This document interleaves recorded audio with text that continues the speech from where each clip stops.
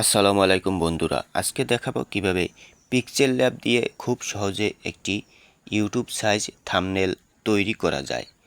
আমরা পিক্সেল ল্যাবের অ্যাপটি ওপেন করে নিলাম। পিক্সেল ল্যাবের এই অ্যাপটি ওপেন করার পরে আমরা এটা কিন্তু দেখা যাচ্ছে যে বড় একটি সাইজ হয়ে আছে। এখান থেকে এইটাকে আমরা ইউটিউব সাইজ করে নেব। ইউটিউবের থাম্বনেলের জন্য যে সাইজ দরকার সেইটা কিন্তু করতে হবে। এখান থেকে আমরা 1280 থেকে 720 পিক্সেলে করে নিলাম। 1280 এবং 720 এইটাই কিন্তু দরকার ইউটিউবের থাম্বনেলের জন্য। দেখেন এটা কিন্তু সাইজ হয়ে গেছে বন্ধুরা। এখান থেকে এই যে পিকচারটা এটা কিন্তু ইউটিউবের জন্য এখন বেস্ট থাম্বনেল হয়েছে। এখন আমরা একটি টেক্সট নিব এখান থেকে, এই যে টাইপ সাম টেক্সট, এখান থেকে আমি কিছু একটা বাংলায় লিখে আপনাদের দেখাচ্ছি। ইউটিউব সাইজ থাম্বনেল বানাবো কিভাবে, এই যে আমি শুধু লিখে আপনাদের দেখাচ্ছি। ইউটিউব সাইজ থাম্বনেল বানাবো কিভাবে, এই আমি একটি টেক্সট সিলেক্ট করে নিলাম।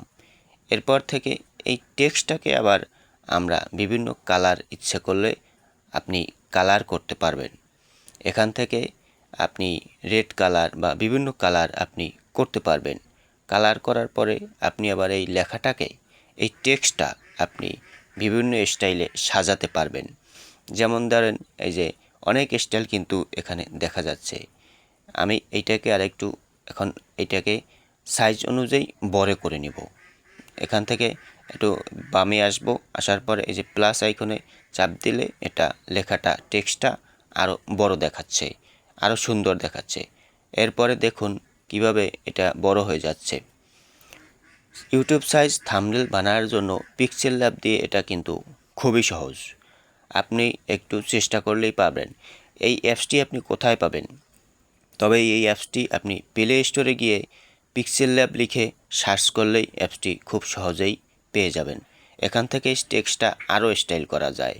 এই যে মাই স্টাইল লেখা আছে, মাই স্টাইল অপশনে আপনি যদি ক্লিক করেন সেখান থেকে বিভিন্ন অপশন দেখা যাচ্ছে। এরপরে আমরা কি করব, এইটাকে আমাদের কিন্তু অলরেডি থাম্বনেল তৈরি হয়ে গেল। এখন আমরা এটাকে সেভ করব।